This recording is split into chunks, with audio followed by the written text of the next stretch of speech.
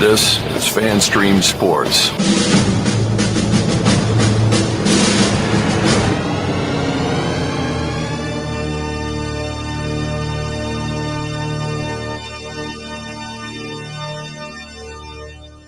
I please have your attention? And I need all of you to stop what you're doing and listen. The following program is recommended for mature individuals and may contain material unsuitable for morons, cretins, and dishwipes.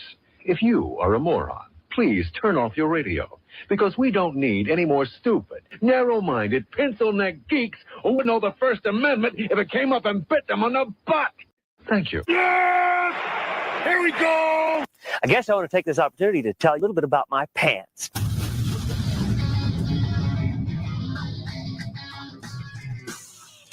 Oh, yeah. Welcome into the Colby Sapp and IndyCar Tim show. That show that you've made it here, probably because you tried to be here. If you made it here without trying to be here and you accidentally slipped, stumbled, and fell into this mud puddle that we like to call the Colby Sapp and IndyCar Tim show, welcome. Smash a like button or a comment down below. It helps the logarithm, as Corey Majors would say, because he loves the logarithms. Look. The log ride. Yes. If you are listening to that recorded podcast and you would like to have a way to get your comments known about what is in your ear holes, then use the FanStream Sports text line at 214-937-0569, the number that I'd always remember until I'm sitting in this chair. If you're listening live right now or via the internet, and you're watching it on a streaming app, YouTube, whatever it is, then comment down below. Follow Corey's advice and help the algorithm. Please do that. I am Colby Sapp, and the guy that's in control of the sounds and the music and the delay on everything that we have to go through in order to get to the next segue is one IndyCar Tim. What's up, Tim? Are you accusing me of screwing up the show on a regular basis?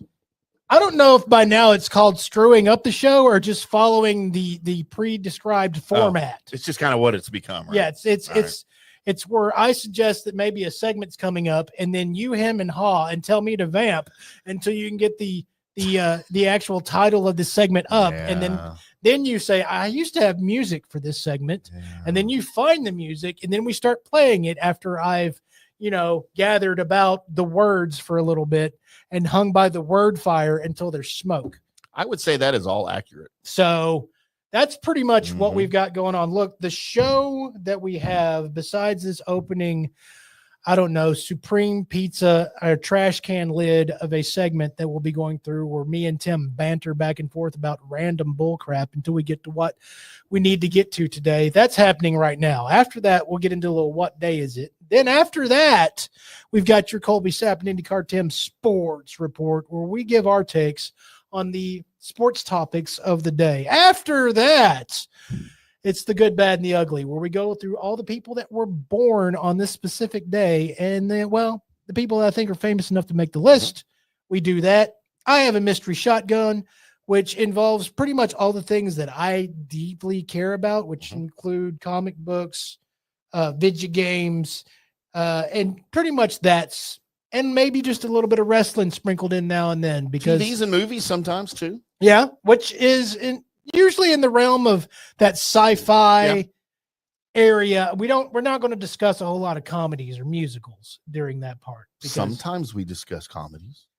Sometimes. When I force my way in there. Yes, but it's very rare that I allow Tim to take over one of my segments. When I get the sitcom crowbar and I shove it between your butt cheeks, and then I twist just hard enough to squeeze in some Friends talk or some Seinfeld talk. Pivot. Or some Pivot. Cheers talk. Norm. Right into the butthole. Yeah. Well, of Mystery Shotgun. Mark that. I don't know when we're going to use right into the butthole, but internet. But go ahead and do that. And then we'll probably hem and haw our way all the way to news and notes. So that's the show. You now know what to expect. Struggling.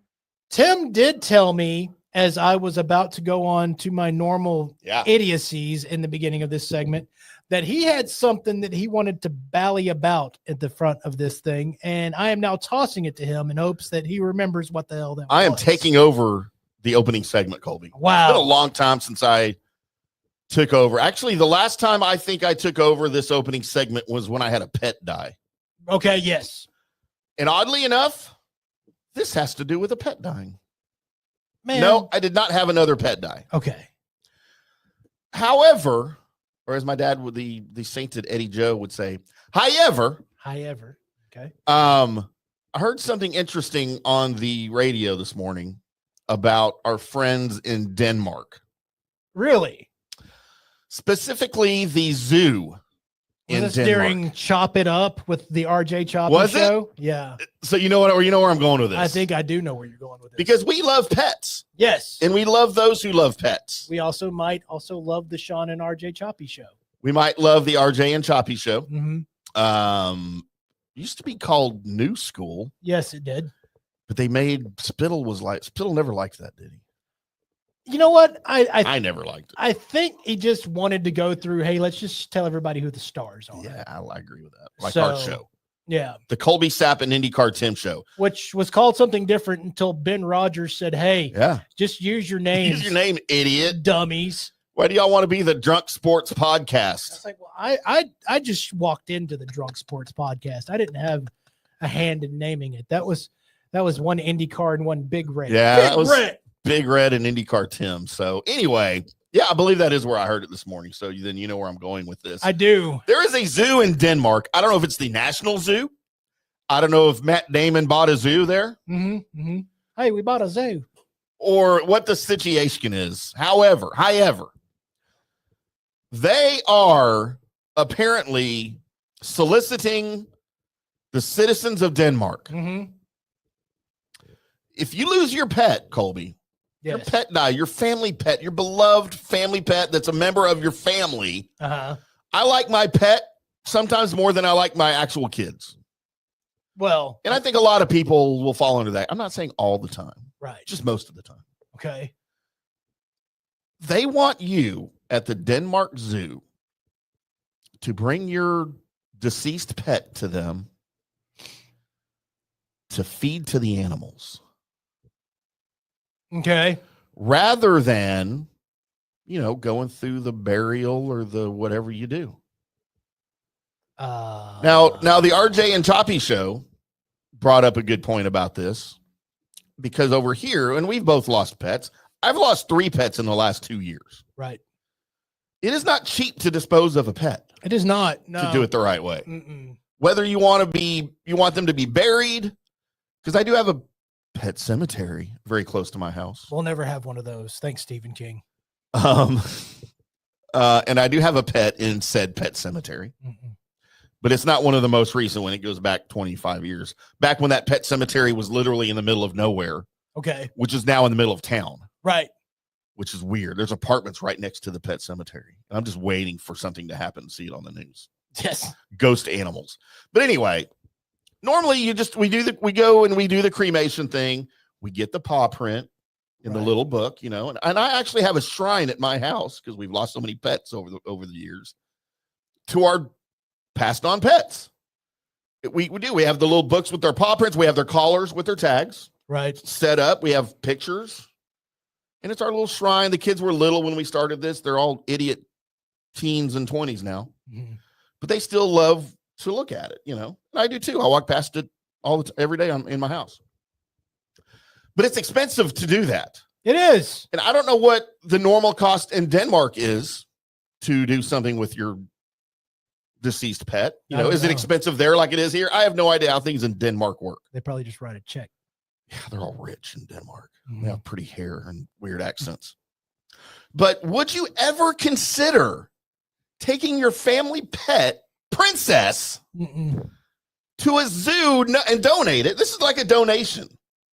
And donate it knowing that it's going to be a snack for a lion or a tiger or elephant or something. Now here's the thing that you're missing a little bit on this.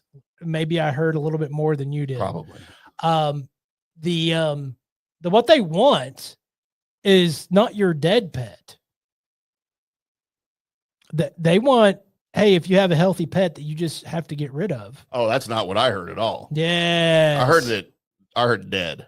Yeah, no, that they will euthanize the pet for you and then feed the pet. Do they have an overcrowding of pets in Denmark? No, I know what this zoo is wanting to do is they're wanting to the circle of life to happen properly and not just hand feed these animals, these predators, these meat eaters and such. They're trying to make it to where they have to hunt and gather for their food. Type of situation. I don't see that being equal to the wild, though. Right. If you go throw a cat into the pen where the tigers are. Well, the pen is a wide open field, and they will be like hunting this other animal for their prey. Yes. So, first of all, the answer is no. And it's not only no, it's hell no. And it's not only hell no, but if they were to ask me that to my face, I would probably strangle them. Punch them. Yes. Right in the nuts. I would do physical harm for them, and even suggesting that may be something that I had the option to do.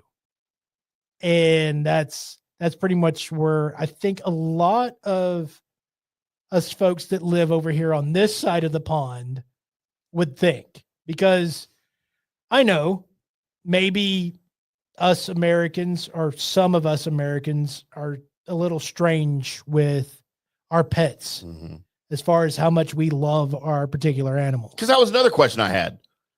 The way we feel about our pets. Is that only in America? Are they like that in Europe? I know they obviously have pets. I mean, I don't think it's just an American thing, but I think it's more prevalent in America. Okay. Right? Like we are so used to knocking down the like the tier of life. Right. And what have you, where, this life is beneath us. Well, we've kind of been kicked around to the point where it's like, no, all life, right? Right. All life is precious, and we should worry about that. Now, I will still, even if you tell me the name of the cow, I will still eat the steak, right? That's just me. And if you want to go hunt some deer, make me some chili. Yeah. I like deer chili. It's good. I have problem. I have no problem with it. But we're talking about dogs and cats and actual like pets for no. That's why everybody got so upset at Trump when he was saying those people eat the cats and the dogs. I mean, they do. Life it's the grades of what's acceptable. Right. Is just different other places. It just is. We know that, for the most part, but that's why I was wondering, is that like comparable to doing that, someone doing that here? No one in their right mind would say our business condones this measure in America. Right. There's just not. You talking about? It seems barbaric, right? It does. But you're talking about killing your company and basically just setting off a bomb in the middle of your upper offices. That's what that would do. Yeah. That's what that would do. I can't fathom that. And obviously there would never be a zoo owned by Matt Damon or otherwise in America that would even promote such a thing or consider such a thing. I wouldn't think. No. Maybe some places in the South. I don't know. No. I know how they do things over in Mississippi. Now, the wildlife reserves were like, hey, do you have any stray animals that we can just have live on this reserve that might also be hunted by predators? Sure. I can see that. That's different. Yeah. I could see that. It's kind of like filling up your bass pond or whatever, right? You're just making life happen. So, but no. Yeah, that's a little off, bud. Yeah, I can't fathom that. That is a little off.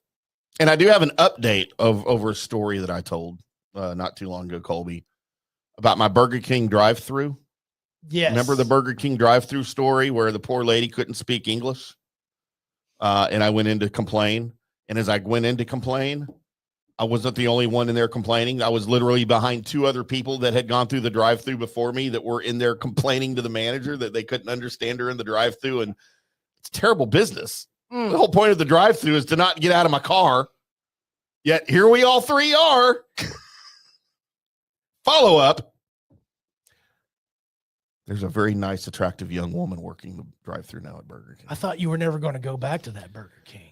I wasn't until I forgot, and I did today. And then literally today, as I'm in the drive-thru about to order, like it all came back to me. Like, oh my God, I hope this woman's not here again. And then this very pleasant, young, perky voice came on. And in my head, I see Sydney Sweeney. Okay. From this voice. From her voice? From her voice. I'm like, oh my God, Sydney Sweeney works at Burger King. No, doesn't. I'm going to come here every day. Apparently loves American Eagle jeans, though. And then as I drove through after placing my order, a very nice, perky, blonde young lady came to the window to take my card. And I immediately offered her my heart as well, and like $10 to come to the studio and hang out with me. I think it would take more than $10. And then after she gave me my food, I saw her open up her cell phone because she had a flip phone. She's calling Jerry I thought Jones. she was calling like the cops, so I left really quick. Right. Opened up her flip phone. But Spanish speaking or Nicaraguan speaking or Dominican speaking or whatever language it was that other lady spoke, she's out of here. She's donezo. They shipped her back to Nicaragua, wherever it is that she was from. She went back to where she's from, I think. No, she might have just got fired. I don't know. Or maybe just, I don't know, moved off of the drive-thru. Maybe she's cooking burgers now. I don't know. Which I understand that you have to understand that Tim, and he said there was other people in there because there's other people like Tim, right? Tim has problems with accents anyway. Hung Chung Chow. He doesn't understand. I don't.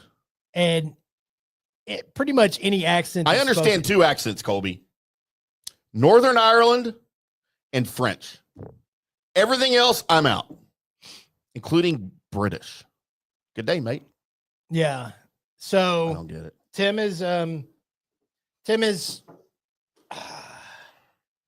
is comparable a lot of times in life to a dirty tampon. It's been compared to worse. He stands out in the crowd. You just noticed. There it is. A little bit. I'm not gonna lie. I did want to get into this, a little short story time with Colby. Because I do, by the way, in the show, I do have some Battlefield 6 news to get to. As the open beta is happening this weekend. For those of you that are gamers, we can get a little talk about that. But I have an experience that has to be talked about because it's one of those gaming experiences that, quite frankly, I didn't know what to do with myself while this experience was happening. For those that have never played Cyberpunk 2077, by the way, it's available to play for free via PlayStation Plus, so you can go enjoy this game for yourself. It's very Blade Runner, futuristic, punk, a little bit lighter, is not as dark as Blade Runner, but a real colorful game, right? Mm-hmm. It's involving cyborgs and robots in the future and all of this, right? And the game, which, sorry, if you planned on this, there has to be a little bit of spoiler in this. Mm-hmm. Starts out with you stealing this specific item from a really rich guy. The item that you steal ends up having to be removed from its protective case because the case gets busted, and the item is a chip. And now, seeing as how you're part cyborg, you put this chip into your neck in order to keep it from getting even more harmed. The chip has Johnny Mnemonic on it. Not really that. It has Keanu Reeves as Johnny Silverhands, and it's his whole soul. It's everything. So you spend this game talking to, which nobody else can see, Keanu Reeves, a.k.a. Johnny Silverhands. At one point during this game, you have to try and locate one of Johnny Silverhands' old acquaintances, which, again, is played by Keanu Reeves. I've said that enough. Mm-hmm. You have to have that in your head. Wait, who plays him? Keanu Reeves. Gotcha. And to do this, you've got to go into one of his memories. and basically see the whole memory from his standpoint. So they hook you up to machines, and you're now basically in a live playthrough where your character is doing all the actions that Keanu Reeves did in this memory. The person that you've got to find is one of Johnny Silverhands' girlfriends at the time. So let me explain this. The game, when I first opened it up and was picking my character, I realized rather quickly that my character is going to be naked a lot. Because when I was, putting the beard on my dude and all of that, it asked me basically how long I wanted his pecker to be. And that's where I was like, I'm switching characters. I'm out. Why are you intimidated by cartoon penises? I'm not intimidated by cartoon penises. I'm not entertained by watching one dance across my video screen every once in a while. So I immediately switched, as I've been doing here currently, switched to playing as a girl, which her running around naked at certain points, fine by me. I'm a dude. I like looking at naked people, even if they are computer generated. I'm cool with it. All right. And by the way, yes, you can design even like what you want her pubic hair to look like. Oh, it goes that far. How big are her boobs? I went with average. You didn't go gigantic? No, I was trying to do an athletic ninja build. You didn't go full weird science, huh? I didn't. So at any rate, my person that I am playing is a chick. Now in this brain dance, this sequence, my chick is now inside the body of Keanu Reeves. And at one point during this thing, I'm a dude playing a chick who's inside a dude doing a chick in this video game. I'm having some kind of transgender fluid, just total moment where just gender fluidity, inception. I'm having a gender fluid inception. Mark all of that. And it's not just your basic, your camera's kind of going up and down, right? No. At one point, Johnny Silverhands, who is your person, is inside Johnny Silverhands, and Johnny Silverhands decides that he's going to push this girl's legs up and taste her sandwich. Struggling. One of the most awkward, weird, and just like it's a moment to where you're playing the game and you're like, this is the moment that there's people behind me, right? Watching in real life. This is the moment that you didn't watch all the cool things before this, where my person did ninja moves and all that, and I pulled off this neat trick. No. This is the moment where I turn around and like Ariana is behind me or Blaze is behind me. Right. This is that moment where one of my daughters is behind. It's like watching porn with your kid. Right. They weren't, and my wife knows me. She'd have been like, whatever. Right. Sybil would have been, that's stupid. Make it do it again. Pretty much be what she would say. But again, in that moment, I couldn't compute. Like I was in a chat party with the rest of some of my friends. In that moment, I didn't even verbalize what was happening. Just like, yeah, guys, stuff's happening on my end. Can't tell you about it. I don't know. Again, I'm a dude playing a chick who's inside a dude doing a chick. I'm a dude that's playing a dude dressed like another dude. You're a dude that doesn't even know which dude he is. That's what's happening. I'm a dude playing a chick doing a dude with a chick. That's right. And at some point during that, because it's a good, 3.5 minute sequence of like actual real time. Yeah. At some point during that, I do remember going, I wonder what my chick's thinking right now, because she's doing thrusting motions and stuff. I mean, can't believe you didn't screen capture this. My video character might have to have video game therapy after this is over with. Like there might be a side section, a new event created from this to where my character's on a couch going, well, and then he did this. it was insane. I said all that to say this. Y'all all need to check out Cyberpunk. It's free right now. Maybe you'll experience the things I experienced. That's I insane. have so many questions that we'll save for another day. It's not and I've seen online people doing like bits with their characters. Yeah. And it's not an online game. So you're doing these bits with your character just for yourself. Like there was one person that because they had a build I was interested in. So I was watching and I realized, their person that I'm watching, when they look down or look around, they're naked. They don't even bother putting clothes on their person. B, their person has boobs.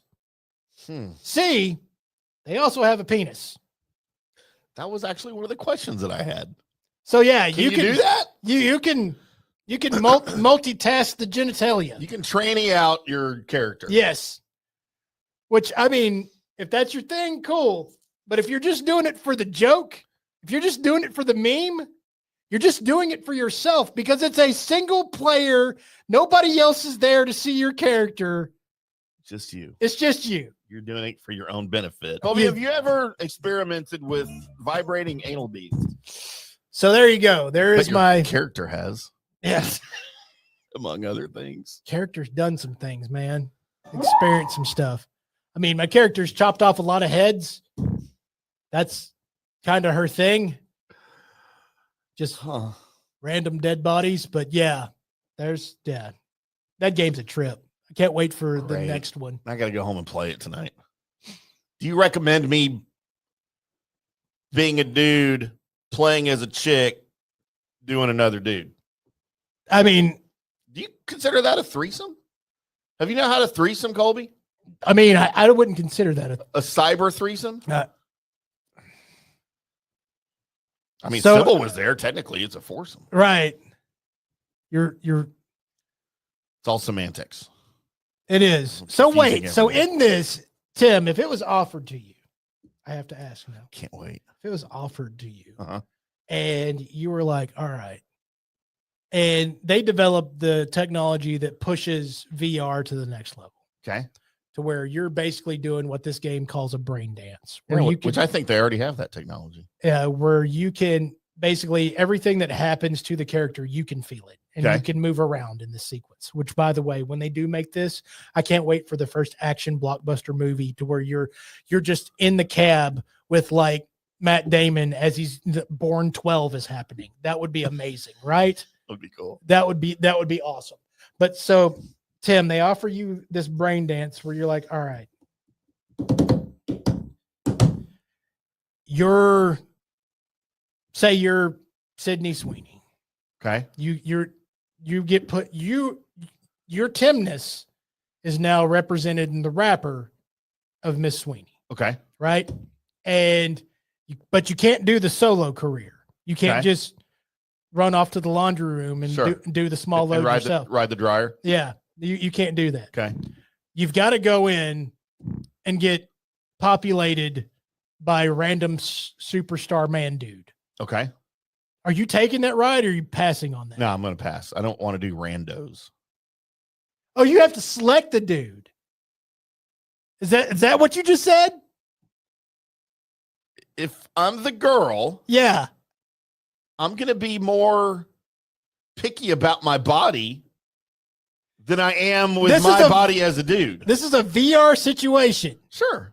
By the way, just saying this out loud right now, there's not a chance in hell that I'm like, yeah, I'm in. No, there's not. It's a video game. It's your character. It's part of the game. No, this is a VR simulation of you getting rammed. As a girl. Yes. By a dude.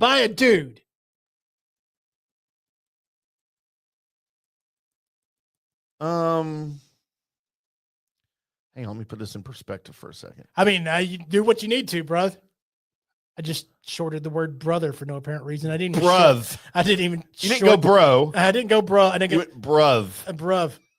I just went British. Went bruv. Good day, mate. Hey, bruv. So is that, before I answer,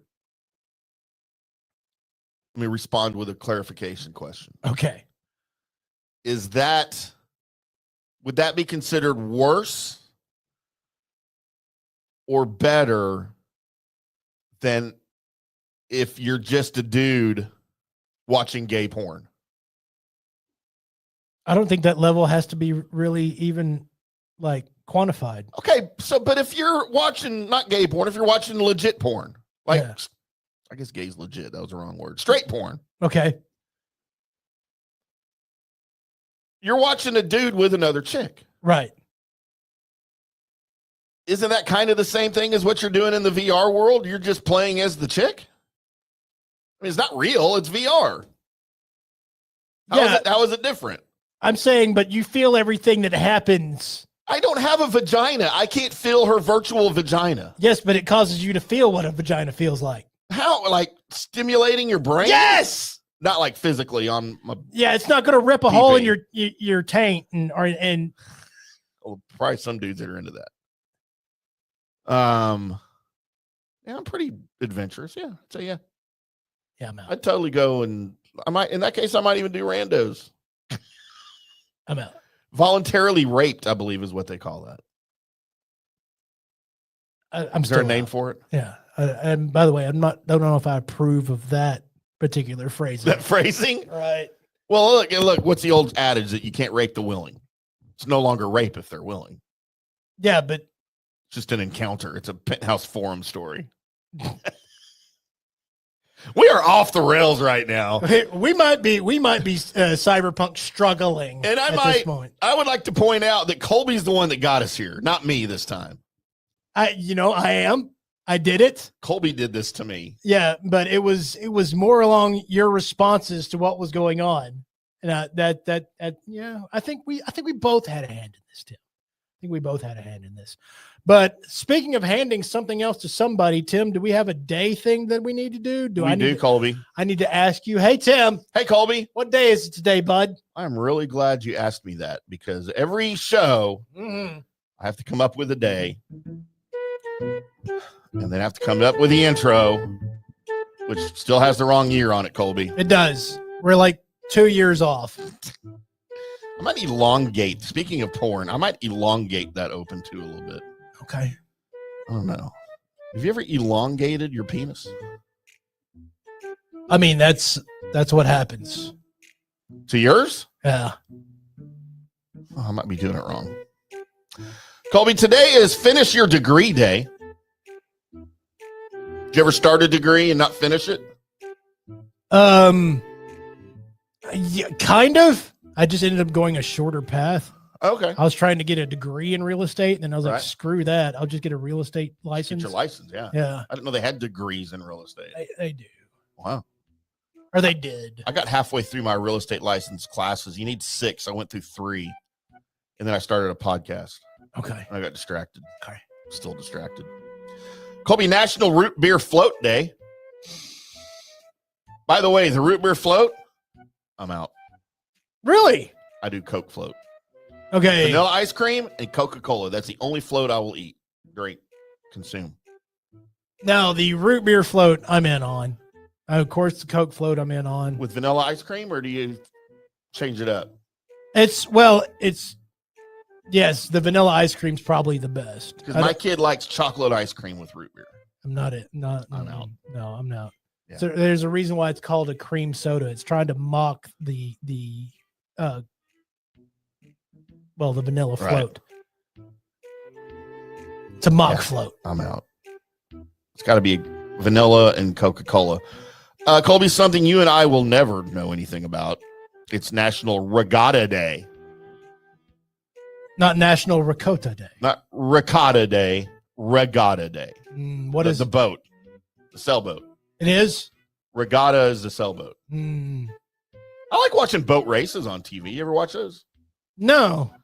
I'm kind of into those. They have the big, huge speed pontoons, that they'll race. And they'll have the camera way up here, and then they superimpose the course on the water. And they show the boats, like, going around buoys, and all they can see is like buoys and stuff, markers where they have to go around, and then they have to go to the next one. Right. And they're like countries race boats and stuff. They do a lot of things in other countries that I don't really. This is America. Yeah, I like it though, man. I like watching. sounds like a it. rich people sport. I'm out. Oh, very much so. Like something the Kennedys would get into.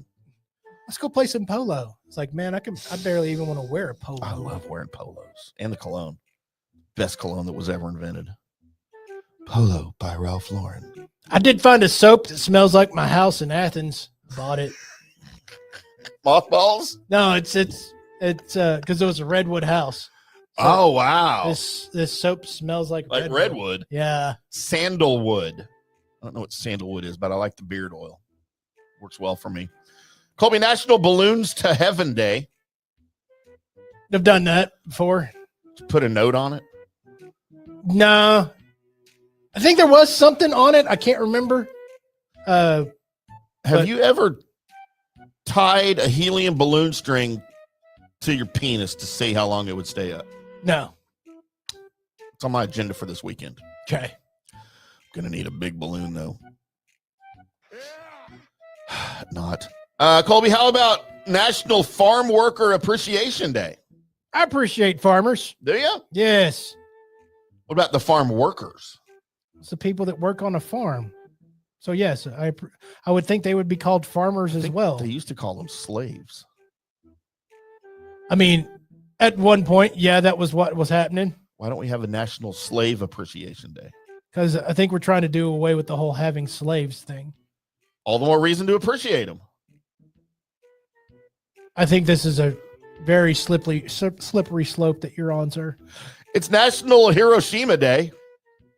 Is today the day we dropped the bomb? August 6th? Is that when? Well, I think it is. I'd like to thank one of the Wolverine movies for pretty much changing what I thought about whenever I hear that word. Because they had Wolverine actually in one of the bombs dropped. Yeah, I saw that. Yeah. So now every time it's brought up, instead of like, oh no, my brain's just like Wolverine was in it. That's the information my brain has. Colby, today in 1945. Dang, what is that? That's 80 years ago today. We dropped the bomb on Hiroshima. Yeah, well, that's pretty much just don't mess with America's boats kind of situation. And then 3 days later on August 9th, we dropped them on Nagasaki. Just don't mess with America's boats. You can take our baseball, but you can't take our way of life. You just don't mess with the boats. You'll get messed up. You mess with the boats. That's right. Colby, it is National Fresh Breath Day. Used to be a pet peeve of mine. People having it still is. stank breath. Still is. Now I don't get close enough to people to ever worry about it. Like, I don't care about mine, but yours better not stink. I don't even take enough time to give a shit. I used to travel with mouthwash in my car, like just throughout the day. If I was going inside anywhere, I would swirl and spit just anywhere. Going to the store, going into a restaurant, didn't matter. I would do the mouthwash thing. Now I just don't care anymore. Anybody gets close enough to me that I could actually smell their breath, they're not staying there long anyway. So before you entertain a woman of the night, okay, do you care enough about using mouthwash before you make a naked pretzel with her? I mean, it's pretty common that if you're going into doing some action, that you here's my common thing. If I think something's about to happen, more than likely I've already showered, everything. It's everything's happened, because the last thing you want is during the middle of it to go, oh, what is that? Is that me? No, you don't want that. So that just brought up another question. Are you supposed to kiss hookers anymore? I have no idea. Like, I don't think you're supposed to kiss a hooker. Because that's too personal, Colby. I don't have any idea. Like, I really don't. Sex is one thing, but dude, when you start kissing, that's no. I've never directly paid for it. Me neither, but I've been with girls that normally charge for it. How'd it come out wrong? I've gotten free hookers before. There you go, especially in GTA. Colby, finally, Actually, no, not finally. We got 2 left. All right. My favorite one of the day, and this goes back to, these are always medically related, I feel like, when you get these long titled ones that I don't understand what it means. National Psychiatric Technician Appreciation Day. First of all, I know what psychiatric means, right? That's like mental, emotional, whatever. Know what psychiatrists do. What in the world does a psychiatric technician do? They're the person in charge of the shock collars. It's strapping you down in your on your gurney. Yeah. I don't support those people then. Why would I appreciate those people? I mean, somebody has to appreciate them because nobody does while it's happening. The psychiatrists appreciate them. Right. They're like they're constant bad cop. Yeah, I feel like I'm out on that. And then finally, Colby, it is National Wiggle Your Toes Day. Can you move your toes like you can your fingers, like independently of one another? Yes. Or can you just see my toes just do like this, moving my feet? They all move together. Like Lauren could like cross her toes, like all of her toes. She could cross them like you can your fingers, and she could grab things and pick it up off the floor. Yes. And I called her a witch. No, I can do that. I think only witches can do that with their toes, like monkeys. Do all your fingers move separately, or does you have fingers? Well, my fingers do, but your fingers are supposed to. Your toes aren't supposed to be able to pick things up. We're not monkeys. Wait, you're saying all your fingers move separately? Yes. Every single one of them? All 8 of them. So, and my thumbs. Like you can count down without. I mean, I can wiggle my fingers. No. You can count down. No, I don't think I can't on this hand because it's been broken like 9 times. And then I can't on this hand because my fingers don't do You have fingers that move in conjunction. Yeah. You can't move them singly. Well, I can, but not as far as you can. Can't do that. All right. But I can't do my toes at all. By the way, shout out to fuck you, Tyler. We had an argument about that. He was like, "About your fingers?" Yeah, because I was like, hey, yeah, dude, I can do, I can. Right. All my fingers can move separately. Yeah, I used to be able to do it more than I can. And I was like, and that's uncommon. And he's like, no, it's not. And he sent me a video of him doing it. It's like, well, congratulations, butthole. You can do it too. Doesn't mean it's not uncommon. Yeah. It just means we can both do it. Like people who can curl their tongue. Like, I don't understand that. See, are you double jointed in your tongue? No. Yeah, I can't control my tongue enough that way. I can control it enough to satisfy, but I can't do that. So, okay. So you can't make a tongue taco? Am I doing it? No. Well, kind of. That's the only thing I know how to do. I can wiggle my ears. Right. Well, that's just shaking your jawbone, though. No, I can actually feel the muscles in my ears and do it. My dad used to do that for me when I was like little. Yes, but the muscles that are controlling your ears, because you don't actually have muscles in your ears. I don't move my jaw, though. Huh? I don't move my jaw. I move the muscles back here. Yes, it's here and here. We argue about the weirdest things. It's actually, you know what it actually is? It's more your eyebrows than anything. Kinda, yeah. To wiggle your ears. I don't know, man. I think some of y'all are freaks. And that's what day it is, Colby. Well, congratulations. If you want to know more about how to wiggle your ears, then please join us next time as we go through our entrance segment into what day is it. But now it's time for us to jump on that wonderful segue as we hop on the 2-wheeled handlebar scoot that is the Colby Sapp and IndyCar Tim Sports Report. I love that open. It's different every time. Because I don't remember what I said the last time, Tim. I can't either. I never do. I was just going to move my mouth along with it, but I actually said something there. Yeah, and by the way, News and Notes wouldn't have its intro that's set if it wasn't for Corey Majors. Is that right? Because I was just do what I normally would, right, and just meander my way through an intro until I got to something. And I did the actual intro one time, and DJ, I think it was, hit the internets button. And then Corey said, before I got to the first story, he said, we're never doing that intro any other way. So whatever you just said, remember. You probably had to go back and listen to it. I did. Because I had no clue what I'd said. That's awesome. So there you go. Internets. Colby, a couple of quick things here before we jump into Cowboys talk, because we got a lot of Cowboys talk here. We do have a lot of Cowboys talk. I wanted to touch on Rangers here briefly. Okay. As I try to get I just moved your camera. Try to get our TVs kind of situated here. I'm a stickler for the TVs and Chloe? Yeah. Whoever she is, Colby doesn't care. I really don't. Colby doesn't care. Wanted to touch on Shaq Diesel first, Okay. as we'll go Cowboys shortly, and then something else, and then back to Cowboys. As Colby, Shaq Diesel has come out on social media, Shaquille O'Neal, of course, Dallas resident now.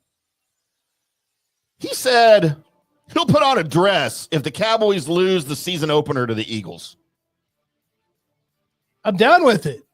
You're down with seeing him in a dress? No, I'm down with him backing his area. I am so in on dig this. it too. I kind of dig it. It's ballsy because he'll follow through with it. He will, but also he's kind of saying, by the way, represent where I'm at. Yeah. And I love that. I do too. It's ballsy. It's not going to happen, which means we're going to see Shaq in a dress because Cowboys are not going to beat the Eagles in week 1 on Thursday night. It's not happening. I'm just telling you. Do I want it to? Yes. It's not going to happen, but I do appreciate his gumption. I just don't know how I feel about his misplaced confidence in the Cowboys. I think this team is going to be better than everybody thinks it's going to be. I think they're going to be worse. Oh, look, there's Nico's dad on TV. Oh, it is. But never thought you'd hear that come out of my mouth, did you? And then Colby, I wanted to touch on our Texas Rangers. As just moments ago, Colby, they lost. They lose to the Yankees in Game 3, 3-2, with Leiter on the mound today. Okay. It was a close game. The Yankees went up 2-0. The Rangers tied it late in the game. The Yankees got the go-ahead run. In the bottom of the 9th, the Rangers had 2 men on with 1 out, and they could not get the tying run across the plate. Adolis Garcia strikes out swinging to end the game with 2 men on. But they won the first 2 games of the season. Yeah, so they took 2 of 3. They took 2 of 3 from the Yankees, and we're in line to take that last one. They played well, but I wanted to give some props to our man Nathan Eovaldi. Big game, Nate. As I found this graphic. The lowest ERA through the first 19 starts of a season in Major League Baseball history. And this is after his win last night, Colby. Through his first 19 starts, Nathan Eovaldi has posted a 1.38 ERA. Seems pretty low. It does. There have only been 4 ERAs posted through 19 games lower than that in the history of Major League Baseball. And these are big names. Vida Blue with Oakland in 1971 posted a 1.37. Zach Greinke with the Dodgers in 2015 with a 1.30. I wish he didn't wear that big hat. It looks so weird in a hat, It right? doesn't fit. His hat's too big. See, to me, it looks the same as Patrick Mahomes does in a helmet. His helmet never looks like it fits. Well, it's just because Patrick Mahomes has to put all that football brain somewhere. That's true. It's too much knowledge. Colby, with the Cleveland then Indians in 1968, Luis Tiant posted a 1.27 earned run average, and the highest or lowest ever in the major leagues that same year in 1968, Bob Gibson with the Cardinals with a 1.06. You start being on the same page as Bob Gibson on your stat markers, you're doing really, really, really well. Let me say this real quick. I know people have been in and out on what's going on with the Texas Rangers this season, to the point that I actually saw on the Dark Passenger, where Grego was on, where he was talking about what does this Texas Rangers team do and what have you. This team's going to be really scary if they make it into the playoffs. Mm-hmm. They're going to be they're right there. Really scary. What are they like 3 or 4 games out on the West? They're like a half game out on the wild card currently right now. Something along that lines. Let's see. They are currently in your wild card, Colby. They are a game and a half out of the last wild card spot. Okay. 2, by the way, the Yankees that you just got 2 out of 3 from. The Guardians are also a game and a half back. So you're chasing the Mariners, but you're half a game. Let's see. The Astros, let's go to standings, I guess. Yes. In the West, the Astros hold the lead. Half a game back are the Mariners, and 1.5 back. So you're 1.5 back of the division and the wild card. That doesn't sound bad at all right now, sitting where we are. And with the offense starting to pick up a little bit, guys starting to hit that baseball a little bit more. Maybe it was the fact that CY pulled the trigger and got rid of your offensive coordinator, which they used to just call that the batting hitting instructor, right? And it's the offensive manager, whatever it is, the offensive play caller. I don't know. Trying to be more like football. Shut up. Stop it. It's dumb. But at any rate, this team's actually starting to get together a little bit. Your starting pitching's looking good, and you give me DeGrom and Big Game Nate as your 1-2s going into a playoff game, a playoff series. I like the chances. Yeah. I really like the chances. Could you have ever fathomed a team where you have a healthy and a good Jacob DeGrom on your pitching staff and he's not your ace? No. That's where we're at, though. Think about that.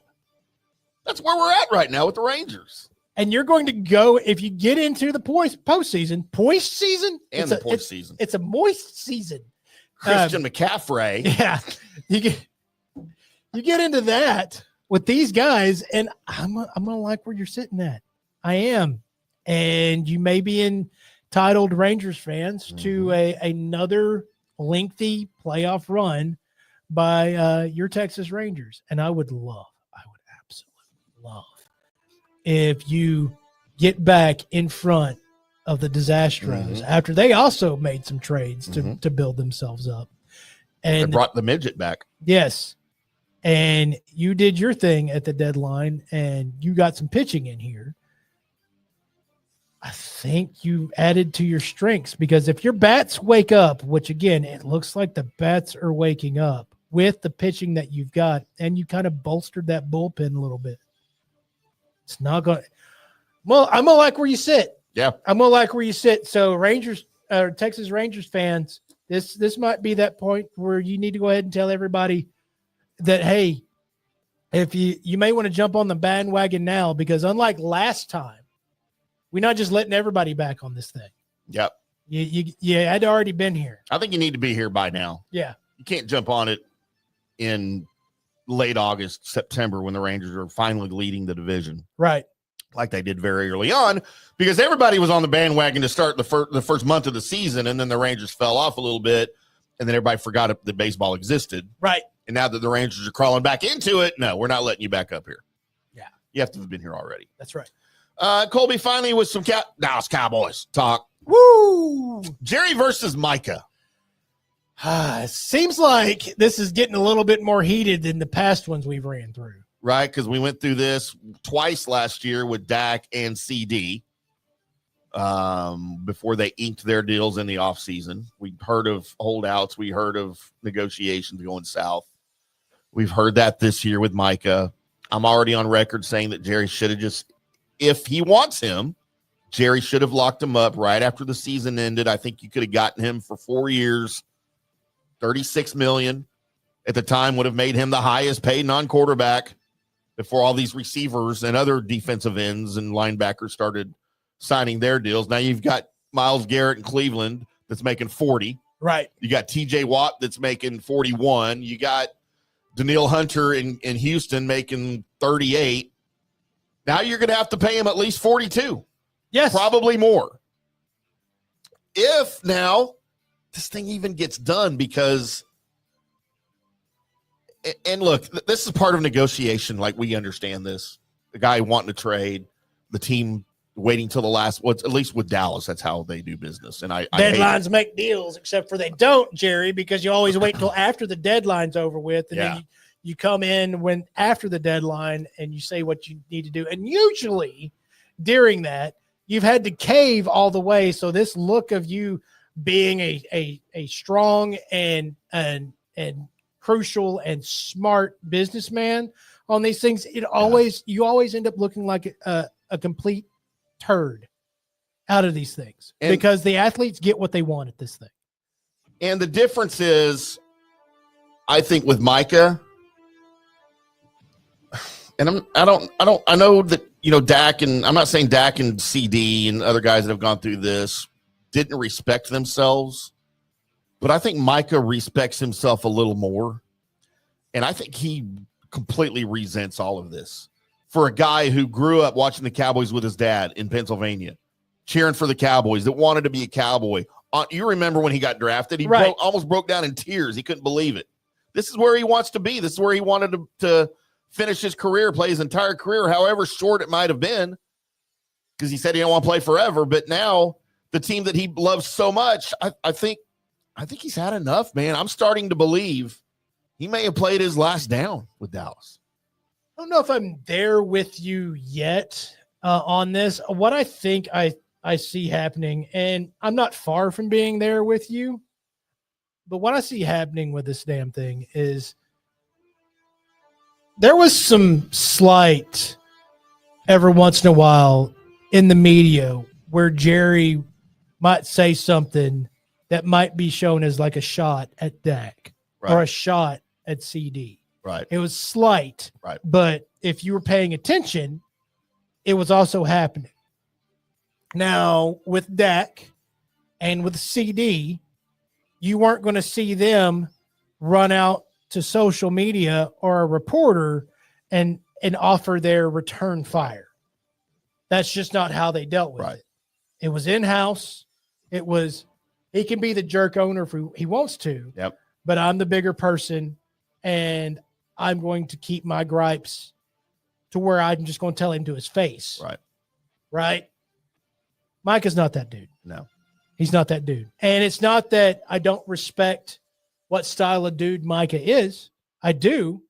Be you, and be you 100% of the time is what I want you to do. This is Micah. Micah says, oh, you ran to the media and told them this stuff about me and slandered me a little bit? Well, guess where I'm running? Getting tired of that. I'm going to run to the media too. This is what I think about it. And I'm going to use the media on my side. Mm-hmm. Jerry, you want to try and use them on your side? I'm going to use them on my side. And I'm fine with it. Yeah. Do it. In fact, I love Jerry Jones as the character Jerry Jones. Mm-hmm. I want my owners to have that much passion about the team. Right. I do. What I am getting completely tired of, and we have no control of this because of all of us, if we had a chance to get GM Jerry out of there, we would, and you just go up in the box and run your antics. I actually don't want GM Steven in there anymore. Thought I did. No. But I don't. Yeah, that's been over for a long time with me. But I am tired of how this football team is being run. I am tired on how my football team is, how their persona has grown under Jerry, has been nothing but spoiled and expectant. Mm-hmm. And that is something that I don't think your football team should represent. Right. And under Jerry Jones, under Stephen Jones, the Dallas Cowboys have been fueled and run to the point to where it's expectations. They expect expectations without total working and putting together the plan to meet those expectations. And it has that cloying scent of spoiled all throughout the organization. Yeah. And I think that is all Jerry Jones, Stephen Jones. It's all their fault. And I'm getting about tired of it. You know, and I approach this personally as a fan and a member of the Cowboys media. Like, I do all of these like I did with Dak, like I did with CeeDee Lamb, like I did with Zeke back in the day, like I did with Zach Martin, like just with all of them is with a cautious optimism, right? Like, right. You know, you think, okay, look, this is just part of the game, and It'll get done. Eventually, it's going to get done. Jerry always gets. He has never lost a player that he wanted to keep. Right. He always finds a way. But the longer this thing drags on, my brain tells me this is different. But then the other part of my brain goes, Jerry's going to throw $45 million a year at Micah, and then everything will be fine. And in 6 months, we'll have forgotten any of this happened.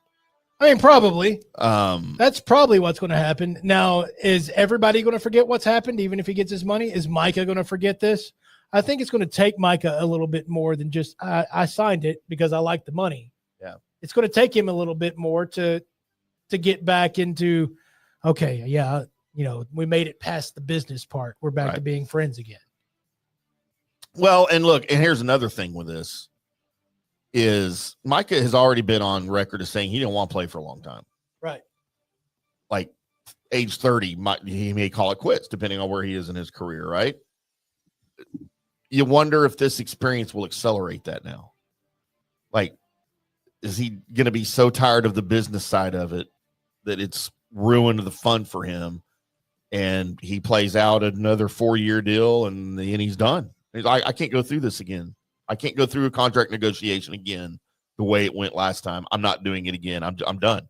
I mean, and it might be, and that actually, I'm going to tell you, I'm going to be okay with it. Yeah. Yeah. Just fine and okay with it. Prepared, get there, have your career, move on into your social media realm, and have fun with your life. If you're not fully invested into playing the game of football, then it's time to not be playing the game of football. Exactly. So, and he'll have plenty of money by then. Yes.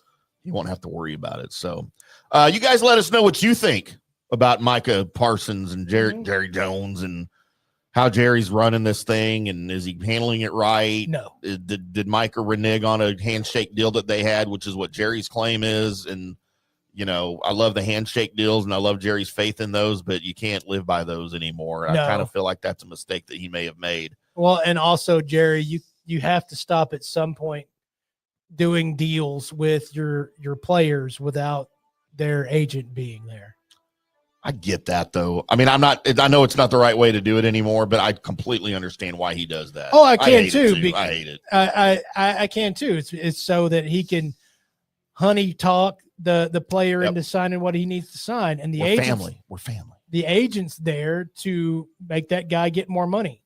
Yep. That money's and himself more money. And those that are like irritated at the players when they're looking for more money out of this thing, the fact is the money's there. Mm-hmm. The money's there, and why the money's there is because of the popularity of the sport. And either Micah gets that money or it's going back into Jerry's pocket. Right. Because that's just how it is. Now you'd be like, well, go give it to other players. Kind of. That salary cap's that salary cap. Yep. But if you got to get what you can get. Yep, that's it. All right, Colby. Yes, sir. All right. So coming up next on the Colby Sapp and IndyCar Tim show, we have the good, the bad, and the ugly, followed by a little mystery shotgun. That's all coming up on the Colby Sapp and IndyCar Tim show. Hi, golfers. IndyCar Tim here. I want to talk to you a little bit about Golf Central Magazine. It's not just a golf magazine. It's the magazine for everything: turf, travel, philanthropy, and lifestyle. Head over to golfcentralmag.com and check out the latest issue. Some of the regular features in Golf Central Magazine: the Golf Bachelorette of the Month, the Golf Bachelor of the Month, the Golf Cart Girl of the Month, Golf History, Grip It and Sip It. So head over to golfcentralmag.com. It's free. It's the magazine for everything: turf, travel, philanthropy, and lifestyle. Golf Central Magazine at golfcentralmag.com. We'll see you there. Today's show is brought to you by Tomstown, a premier craft distillery based in Kansas City, Missouri. Discover their award-winning lineup, including double oaked bourbon, botanical gin, and double grain vodka, named the best craft vodka by the readers of USA Today. Available for online delivery in 40 states. Visit toms-town.com or their Kansas City distillery to explore more. Elevate your game with Tomstown, where history meets innovation. Please enjoy responsibly. Hello, folks. Let's talk a little bit about turf life. What is turf life? It's pretty much if your life involves turf in any way, shape, or form, you live the turf life. Go ahead and brand yourself with the turf life. Maybe a back window decal, maybe a hat. You know where you can get those kinds of things to showcase that your life revolves around sports and or anything that involves sports. If it's a sports business or sports education or just your enjoyment of the outdoors, head over to turflifeclub.com. Become a turf head. Join the club today. You can do that by going to that said website that I just told you to go to. You can snag your window decal like I was talking about, or any of your other turf life accessories. Show everybody that you live the turf life, and we'll see you there over there at that turflifeclub.com. Orion Golf Management Solutions. Orion Management Solutions has tailored its service packages just like it tailors its approach to customers. Some owners need more supervision, while others need periodic assessment of their short-term and long-term strategies and programs. Orion can be called in to develop a business plan with the existing staff, or we can assist with the daily management of a facility or event. Either way, we make sure the client is satisfied and understands the direction the facility needs to go in order to achieve the owner's goals. Orion Management Solutions can help with owner assistance service solutions, daily course management, business plan development, monthly operations, or as needed consulting services. Whatever your need, Orion Golf Management Solutions can help. Check out oriongolf.com. JP here for the Jeeves Law Group and my man Scott Jeeves. If you're going to hire an attorney, do you want some guy looking for a quick settlement and a quick buck, or do you want an attorney with some chops? Scott is a board-certified civil trial lawyer and a certified circuit court mediator. Been practicing in the Tampa Bay area for over 30 years. He is a peer-reviewed AV preeminent-rated civil trial lawyer. They just don't hand out those classifications. He's been the lead class action counsel on many complex consumer protection cases and has handled hundreds of serious personal injury cases. He's dedicated his career to protecting injured victims and is committed to vigorously representing you. We're local, we're trusted, and we get results. Personal injury and personal attention. Call for a free case evaluation. That's 888-9-JEEVES. That's 888-9-JEEVES. The Jeeves Law Group. Let's go. Right now, back to the show on FanStream Sports. Welcome back to the Colby Sapatini Cartoon Show. That was a little treacherous, wasn't it? Yeah, that was also, there was no bed there. We felt was real nothing. dry. There was no. Hang on. I got a bed. Come in. Hang on. All right. Let's try it again. Welcome back to the Colby Sapp and IndyCar Tim Show right here on FanStream Sports. I'm IndyCar Tim. That guy over there is Colby Sapp, literally 3 feet to my right. Yes. One of these days we'll be on the same screen. Right. And also, one of these days, Tim will figure out how to run this show so that we don't had another commercial coming. You don't come in off a dry break. I mean, another commercial coming. You need sound lube on this thing. I do, right? man. You can't just break into the door. Lube it up, Colby. Yeah, you have to have sound lube. Actually, you know what the best bumper music would have been for this? Yes. Should have been our bumper coming back. We should never have any other bumper music but that, because that's pretty much our show. Oh, for the love of all that is holy. Oh, I got to. Jesus Christ. Here, I'm going to throw it to you. Okay. And you tell everybody what we're doing, because I got to go get it. All right. So this is that segment to where, by the way, as soon as he hits the music, that music signifies that it's time for the good, the bad, and the ugly, where I go through all the people that were born today. Then I write down a list of the people that I think are famous enough to make my list, and I offer that list up to you guys, along with me and Tim, as we all decide separately who we think is the good person, the bad person, and the ugly person. Now, of course, that means that on this list, they are the goodest person, they are the ugliest person, and they are the baddest person. It doesn't mean that that person may be an ugly person. Just on this list, they are the ugliest that we have to offer. That's what it means when I put it. So, there you go. Starting off today, turning 52 years old. And I think we've already talked about him once or twice during this show. It's one Max Kellerman. It's his birthday today, Tim. Wow, Max Kellerman. He got fired, right? He's one of them that are gone? Is he? Or did he retire? Is he gone? I think he gone from Espen. Going to cover more boxing. Yeah, maybe he's just doing boxing now. I don't know. All right. By the way, him covering boxing, I'm in. Yeah, no, for sure. I agree. in. I agree. I always liked Maxie. He's cocky enough. Yeah. Right? But not enough that makes me want to strangle him or punch him. Right, not annoyingly cocky. Right. He's appropriately cocky. Yes. If that's a thing. Passed away in 1996. I wasn't even born yet. Yes, you were. Because you remember this like I remember this because it was on every tabloid when you went to the grocery store for like 3 years straight. John Benet Ramsey. Dude, they're from down, aren't they? No, they're in Colorado. That's yes. Right. I'm thinking of the other ones that murdered their kid. So John Benet, they never have figured out, have they, who killed her? To this day, I don't think they know. Not sure. I haven't. And the parents were considered and suspects, and there's still a group of people that think parents were behind it. Right. Mm. Just how, like, if this were to happen today. Oh, my gosh, with social media. True crime podcasts. I don't think the cycle of it would have lasted as long. Yeah. I think it would have been and just another like speed bump story. Yeah. That wasn't the case. We have so many of those now. That wasn't the case because this latched on to the whole entire nation for years. You couldn't throw a rock without her picture being somewhere. I mean, I can still see the picture in my head. Her kid beauty pageant picture is the one they always showed, right? All made up and the hair and golly, that's incredible. People got into fights about now you can't allow your kids to go to pageants. And I mean, it started a whole,